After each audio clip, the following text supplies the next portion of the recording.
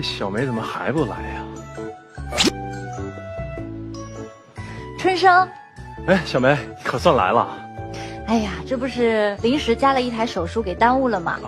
你怎么从机场过来，比我到的还早啊？那可不嘛，我下了飞机直接奔这儿来了。好久没见大家了，很想念啊。哎，你说他们在里面聊什么呢？进去看看。走。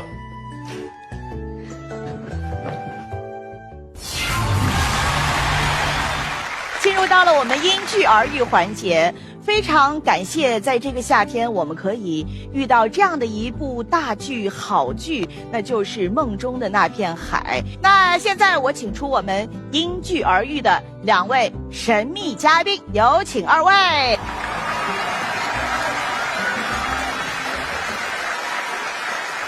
在剧中哈，你们2个人始终呢是在两端持续了很长的时间。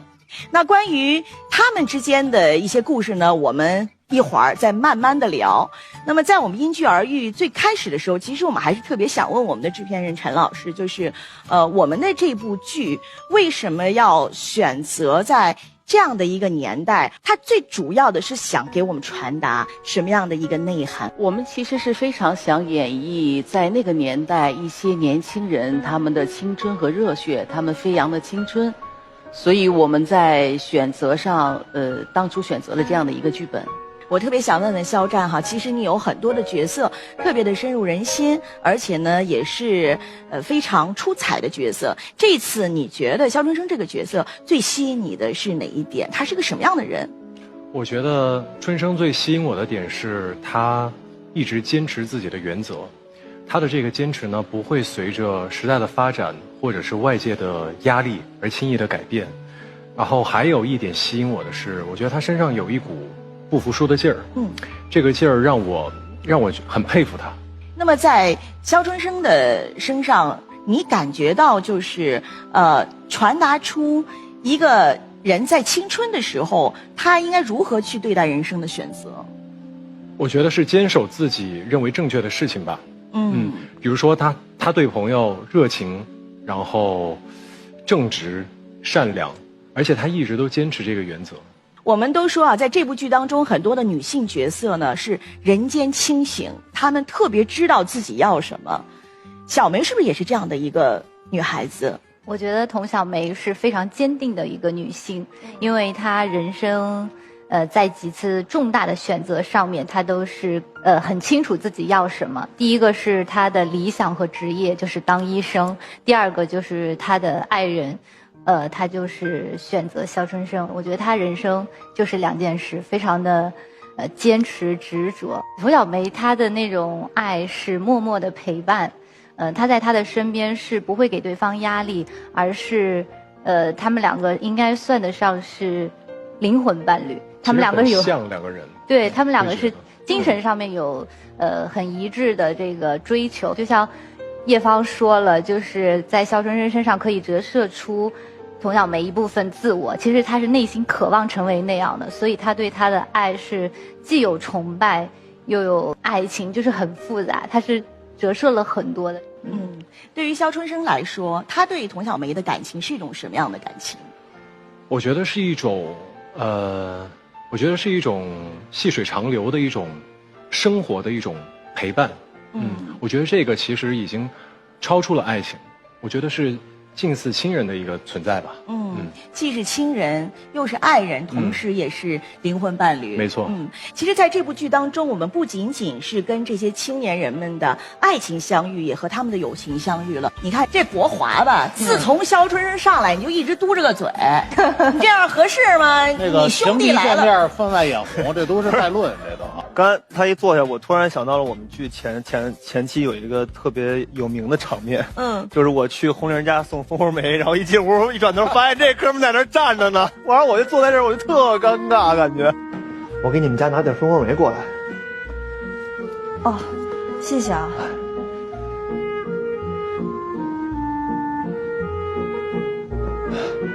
国华，春生。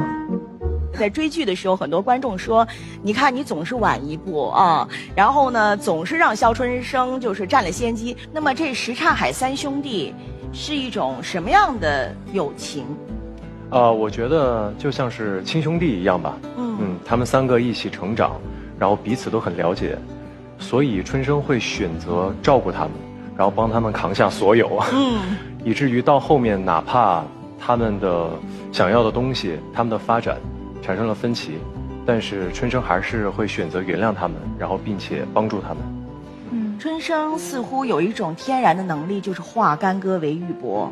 对，不管出现什么矛盾的时候，只要他一出现，可以让大家缓和矛盾，有一个好的气氛，对吧？你们俩订婚的时候，也是他给打圆场。就我基本上所有的人生重要节点，全都是大哥跟二哥的推动。而且红军之前比较自卑嘛，那其实从自卑找到自信，跟春生和国华都有很大的关系。那个你是攥住他们俩什么把柄？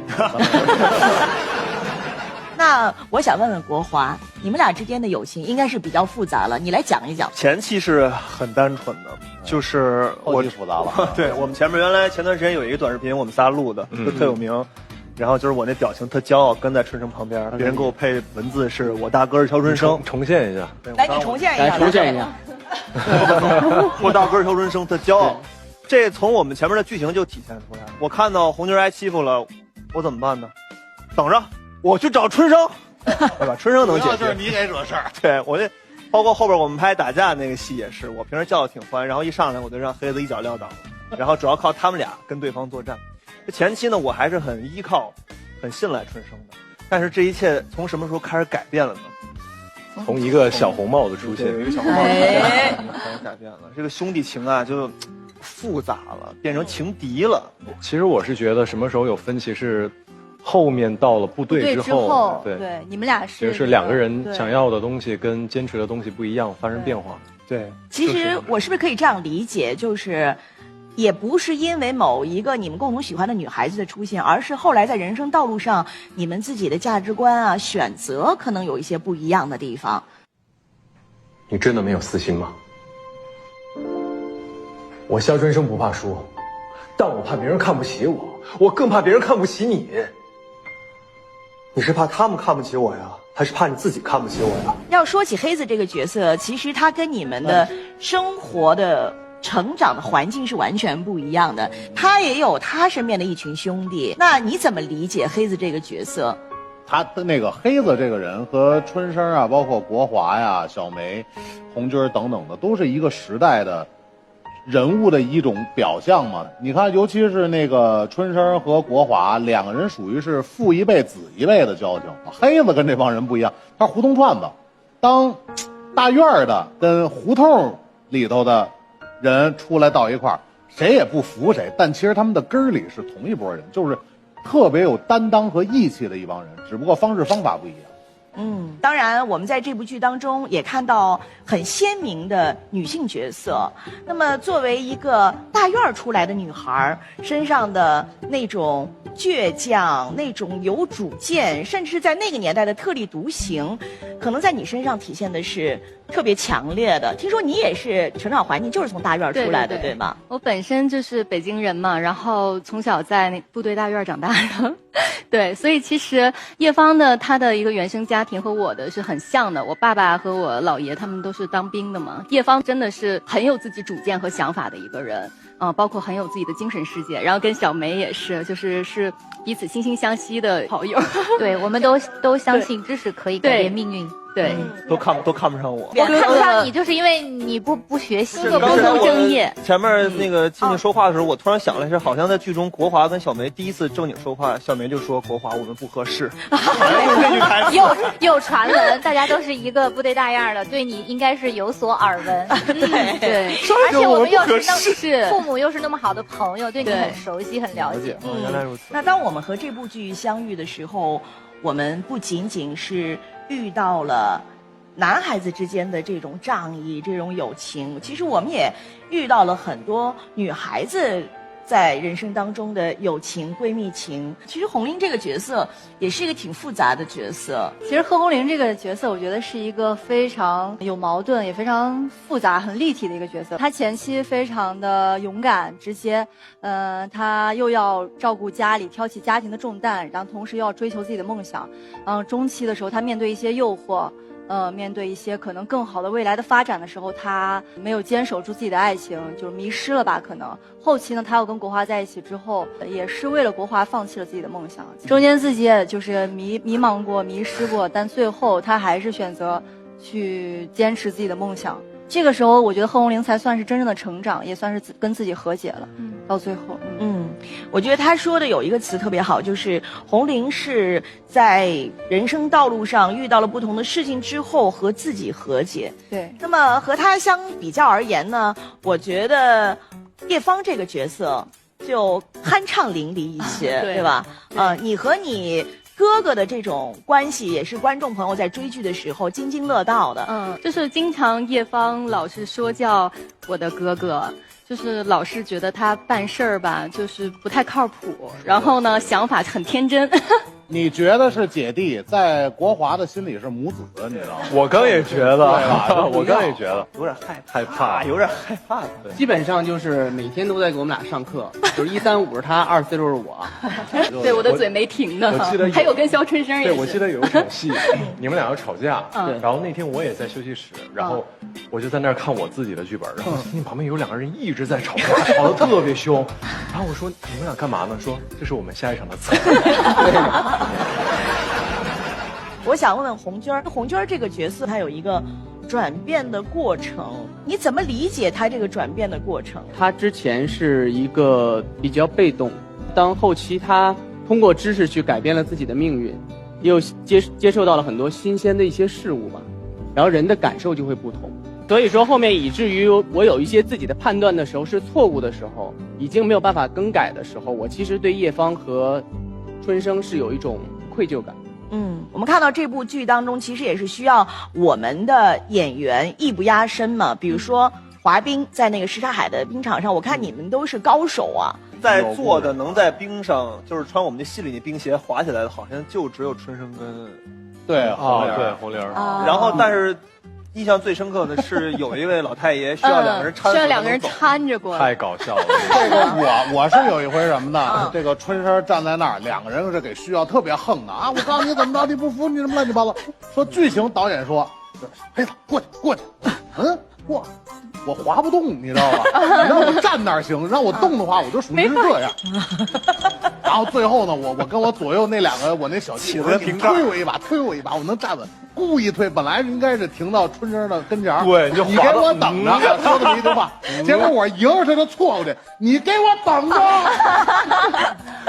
碰瓷儿就过去了。但好像失误率最低是小梅这块儿，她好像也会滑。你自己后来你也会滑的是吧？我练习的，因为童小梅是一个学霸嘛，就是她天天去图书馆看书，对，所以呢，我就想跟他们有点差别，就是没有滑的那么好，所以我就想躲在叶芳后面。童小梅这角色，我觉得你有叶芳的理性，但你没有像叶芳那样极致理性。她也有贺红玲的那种拧巴的那个劲儿，但又没有极致的这个拧巴。你总得百花齐放吧？对呀，你别老说人家的女朋友，对吧？说你的女朋友，关注一下你的。别说了，我还是让人自己说吧。我其实是拿到这个人物的时候，我是感觉就是我特别期待，因为我就是这个人物和我本身其实反差挺大的。我本人可能比较的内向吧。所以我拿到这个角色的时候，就是特别想体验一下他的这个人生嘛。我觉得他最感人的一点，就是他的这个说到做到。他身上有很多那种就是那个时代下女性在婚姻当中的隐忍。其实后来你看，他对自己的人生也是挺有追求的。他想去当模特儿，对吧？黑子支不支持？啊？你发自内心的说一句。发自内心的不支持啊。今天我必须坚定地站在小慧这边，我必须支持她，要让她在我们的舞台上完成她模特的这个事业的梦想。高老师好，可以给我个机会吗？我是学模特的，我想和高老师一起走一下。来，上来，可以，太可以，太好了！现在就把这个舞台变成小慧和这位男模的 T 台吧，来，有请。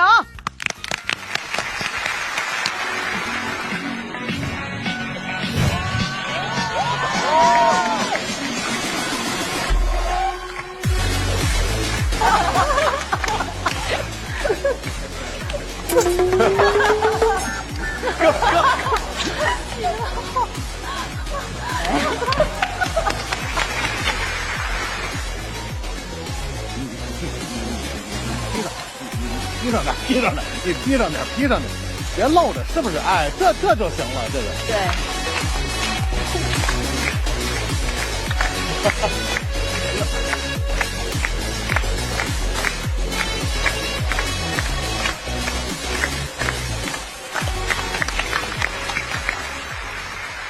刚才其实通过这个走秀的过程，我们也能感受到小慧对黑子的这个感情。你去捣乱了以后，那个路线就跟你回家了，就偏了。哎，你就好好珍惜吧，啊，是不是？我就这个还挨个要点评一下别的女朋友。那么今天呢，我们也会给到机会给我们现场的观众有问题想问的，来哪位？好，来，肖战你好，我是一名大学老师。作为大学老师，我在这里有一个小小的心愿，希望您能够以剧中肖春生的身份说一段话来鼓励一下即将毕业的大学生们，谢谢。好，谢谢。以肖春生的方式的话，那就是无论经历再多的困难，都是人生的财富。人生可不止这一片什刹海，也不止你脚下的这一方土地，就勇往直前的往前冲吧，加油！来看看还有谁有问题？这位，李沁老师您好，我想问您一个问题：您在剧中，扮演小梅这个角色，坚持她自己一直的原则，想当一名医生。我想问您，就是您对她的这个理想主义是怎么看待的？我希望每个人都可以像小梅一样勇敢的去坚持他的理想，坚持他的梦想，做他自己想做的事情，追随自己的内心。每个人都可以拥有一段闪闪发光的青春。刚刚你在说话过程当中的那番表达，让我感受到就是梦中的那片海，它既是浪漫的，但是有时候又是未知的。你们心中的梦中的那片海意味着什么呢？我觉得首先梦，我觉得是代表对未来的一种憧憬。可能对于肖战本人来说，梦中的那片海也是我与春生这个角色相遇的地方，所以梦中的那片海对于我来说是一个很具象、很有意义的一个存在。这就是肖春生，我兄弟这顶帽子我要定了。行了，赶紧走，咱们以后就同舟共济，一起努力了，加油！我觉得很多时候呢，当我们走过了那段路程之后呢，我们就都会活在梦里，这个梦呢就叫青春。但梦总有一天会醒来，但是回忆呢会一直闪耀。就像我们这些人，终有一天我们还会在大片海相聚，大家一起回忆着彼此拥有的过往，然后那个就是最珍贵的东西。我相信你。我觉得梦中的那片海对于贺红玲来说，这里是她青春的起点，她在这里遇到了她最纯粹的爱情、友情，也是我们每个人一段非常美好的回忆。我也要去寻找那个纯粹、理想、热爱音乐的贺红玲了。梦中的那片海，我的理解就是代表着理想还有青春。我们这个戏中的每个人物吧，反正他们身上的各自的力量，我觉得对我而言都是炽热的燃烧的那种激情，是一种青春的那种象征。这一股力量影响着我去奔赴自己的未来。过去北京叫幽州苦海啊，什刹海它是一个湖，你该管它叫海。离着不远呢叫北海，甭管多大的池子，只要有水，我们都愿意叫海。海不是以面积来定的，而是以状态来定的。就不管再小的一个湖泊，它也有波涛汹涌，也有碧波荡漾。就好像我们每一个人演的角色一样，都是代表了一个时代的缩影。就什么时候回头看，你当下处的这个时代都是最好的时代。红军这个人物就是一直是比较拧巴的一个人物，然后在这片海里面呢，其实是真的是有每个人都是很鲜活的，是鲜活的一片海，每个人都是有波浪的。我们也应该要选择自己想要追求的生活。我觉得对叶芳来讲，梦中的那片海就是希望，是对他们热血飞扬的青春的回忆。你要对自己的理想、事业、生活负责任。我觉得梦中的那片海，其实对于我们每一个人来讲都是意义非常的深远，因为我觉得编剧老师给我们编织了一个很好的梦，每一个人物在里面都可以把自己丢进去，然后恣意生长，并且走出了自己的人生的轨迹。我们人生的道路从来都不是只有一个。梦中那片海在什刹海开机，然后这群年轻人他们在什刹海相遇，然后展开了一段青春的故事，都是一群追梦人。我觉得他们对剧中的所有的人物诠释的都非常的好，也是借着那个时代演绎了那一代年轻人他们跌宕起伏的人生。对于我来讲，那个什刹海其实就是一个实实在在的生活，它融合了所有人的梦想。3、2、1。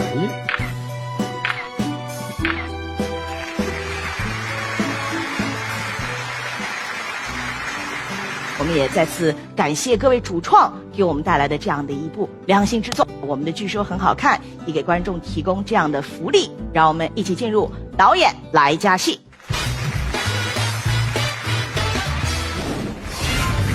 是加一段什么样的戏？我想我们可以留一个悬念。现在把扉页发给大家，好吗？来。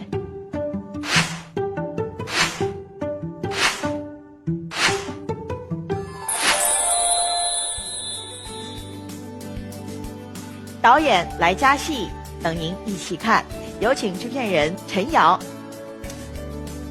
红玲这个时候进来，你有词儿，说就对。我是看着他我才说的。我看着他来，他假装来了。我说那个什么，你想知道真的假的，你自己问他不就得了？拜拜。你问。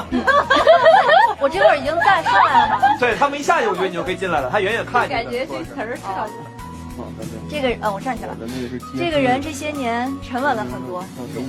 沉稳了，还有调，又有调。红玲，你说的这个人是我吗？国华，你关键时刻别掉链子啊！在这场戏当中会发生什么样的故事？到底加的是一场什么样的戏？在下一期节目当中，我们将为您揭晓。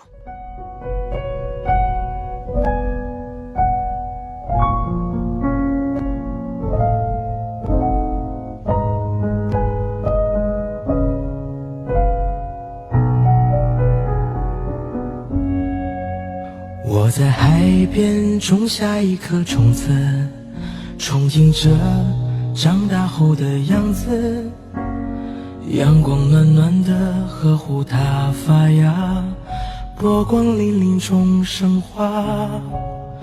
我在梦里找到一枚书签，上面写一个蓝色故事，故事里面有我们的模样，你在讲，我在听。愿岁月对你温柔以待，烟火人间看梦中的那片海，充满着梦想的张力和肆意的青春，更是折射着峥嵘岁月的时代记忆。